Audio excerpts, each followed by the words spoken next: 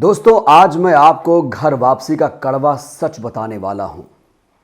एक बहुत बड़ी खबर आ रही है और ख़बर यह है कि जितेंद्र त्यागी, जिसे हम 1.5 साल पहले वसीम रिजवी के नाम से जानते थे, अब वो घुट घुट कर तिल तिल कर मरने को मजबूर है। सबसे पहले उसका ये बयान सुनिए। क्योंकि मैं बहुत डिप्रेशन में हूं, रोज एक कदम अपनी सुसाइड की तरफ बढ़ रहा। तो वसीम रिजवी उर्फ जितेंद्र त्यागी यहां पर इच्छा मृत्यु की गुहार लगा रहा है। उसने राष्ट्रपति को अर्जी दे दी है कि मुझे अब मौत दे दो, मैं बहुत अकेला हूं, मैं डिप्रेशन में आ चुका हूं, मुझे ये जिंदगी नहीं चाहिए। दोस्तों, ये वही जितेंद्र त्यागी है, ये वही वसीम रिजवी है जो शिया वक्फ बोर्ड का अध्यक्ष था और इसने अल्लाह को, इस्लाम को, नबी को, कुरान की आयतों को लेकर तमाम विवादित बयान दिए। उसमें मैं नहीं जाना चाहता हूं, लेकिन बड़ा सवाल यह है, मोहन भागवत जी कहते हैं कि भारत में रहने वाले सभी लोग हिंदू हैं और सब एक दिन हिंदू बन जाएंगे, सबको घर वापसी करो। ऐसे भी कई नेता हैं जो बयान देते हैं, जो उल जुलूल बयान देते रहे हैं कि सब लोग यहां हिंदू हैं और इनकी सबको हिंदू बनाओ, घर वापसी कराओ।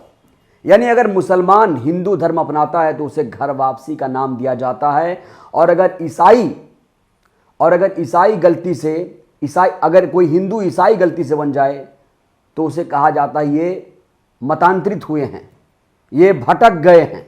तो दोस्तों, कड़वा सच आखिर है क्या? आपको याद होगा 1.5 साल पहले जितेंद्र त्यागी यानी वसीम रिजवी ने कहा था कि मैं अब सनातनी बन गया हूं। इसने पूजा पाठ किया था, भगवा वस्त्र भी धारण किया था, बहुत सच्चा सनातनी खुद को बता रहा था। अब आप सोचिए, सनातन धर्म अपनाने के बाद, हिंदू धर्म अपनाने के बाद ये बहुत अकेला हो गया है। इसकी कोई नहीं सुनने वाला है, कोई भी धर्मगुरु इसको घास नहीं डाल रहा है, योगी इसको चारा नहीं डाल रहे हैं। ये कहता है कि योगी जी मेरी बात सुनिए, योगी जी मेरी बात सुनिए, मैं डिप्रेशन में हूं, मेरे पास घर नहीं है, मैं मर जाऊंगा, मैं नहीं मर पा रहा हूं, मुझे इच्छा मृत्यु दे दो। दोस्तों, मैं आपको बताऊं, हमारे देश में संविधान की जो अनुच्छेद 25 है, भारतीय संविधान का अनुच्छेद 25 है, जो ये कहता है कि हर व्यक्ति की धार्मिक आज़ादी है। कोई व्यक्ति कोई भी धर्म स्वतः अपना सकता है, मान सकता है। चलिए, माना कि वसीम रिजवी जो है वो कोई धर्म अपना सकता था, उसने हिंदू धर्म अपनाया। लेकिन अब बड़ा सवाल ये है, हिंदू धर्म में जाने के बाद, इस्लाम छोड़ने के बाद ये इतना परेशान कैसे हो गया? क्या यही नहीं कड़वा सच है? क्या जो लोग मुसलमान से हिंदू बनने जा रहे हैं, या जो लोग हिंदू से ईसाई बने हैं, ईसाई से अब हिंदू बनने की सोच रहे हैं, या जिन्हें कहीं ना कहीं उसमें लाया जा रहा है, हर रोज़ आप देखते होंगे जो धीरेन्द्र शास्त्री है वो अपने मंचों से खुलेआम ऐलान करता है कि आज इतने लोगों ने घर वापसी कर ली, आज इतने लोगों ने घर वापसी कर ली। आपने देखा होगा कई बार। अब जो जितेंद्र त्यागी की घर वापसी का मामला है वो देखिए, क्या यही कड़वा सच है? सोचिए दोस्तों, अगर कोई आम इंसान जिसे हम और आप नहीं जानते हैं कोई घर वापसी करता होगा तो उसकी ज़िंदगी कैसे बीतती होगी? क्योंकि वसीम रिजवी तो हाईलाइटेड इंसान है, सुर्खियों में छाया रहता था, इसकी हर एक खबर चलाई जाती है, टीवी मीडिया में हर एक खबर चलाई जाती है। लेकिन ऐसा अकेला कैसे पड़ गया जितेंद्र त्यागी? वसीम रिजवी जो इस्लाम को त्याग कर चुका है, जो अब त्यागी बन चुका है, आखिर ये अकेला कैसे पड़ गया? ये बहुत बड़ा सवाल है। तो सनातनी रिजवी की कुल मिलाकर पोल खुल चुकी है। अब उसे मौत की भी भीख नहीं मिल रही है। मैं आपको बताऊं दोस्तों, इच्छा मृत्यु संविधान में है कि आप इच्छा मृत्यु ले सकते हैं, मांग सकते हैं, राष्ट्रपति से गुहार लगा सकते हैं। लेकिन मैं आपको साफ तौर पर कहना चाहूंगा कि वसीम रिजवी जैसे लोगों को तो इच्छा मृत्यु नहीं मिलेगी, दया मृत्यु नहीं मिलेगी। ऐसे लोगों पर दया मृत्यु, इच्छा मृत्यु, इथनेसिया लागू नहीं होता है। यह मैं साफ साफ कहना चाहूंगा। यानी वसीम रिजवी अब तिल तिल कर मरेगा, घुट घुट कर मरेगा। मैं आपको साफ तौर पर कहना चाहूंगा कि त्यागी की जिंदगी दोस्तों नरक बन चुकी है। तो दोस्तों, यह है घर वापसी का कड़वा सच। त्यागी की जिंदगी नरक बन चुकी है और अब उसे मौत भी नहीं मिल पा रही है। सनातनी रिजवी की कुल मिलाकर पोल खुल गई है। तो दोस्तों, क्या आप भी घर वापसी की सोच रहे हैं? और क्या आपको भी ऐसी लालच दी जा रही है? क्या आपको भी सनातनी बनाया जा रहा है? क्या आपको भी कुछ लोग सनातनी बनाने की फिराक में हैं?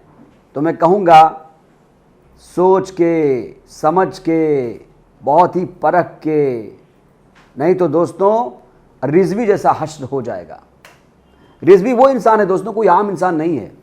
इसकी हर एक खबर चलती है, ये ट्वीट करता है तो उसकी सुर्खियां सुदर्शन न्यूज़ उठाकर बनाता है, और ये कोई आम इंसान नहीं है दोस्तों।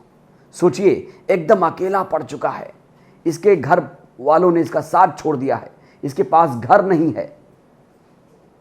सारे जो धर्मावलंबी थे, तथाकथित जो सनातनी थे, सब ने इसका साथ छोड़ दिया है, इसको तिल तिल कर मरने पर मजबूर कर दिया है।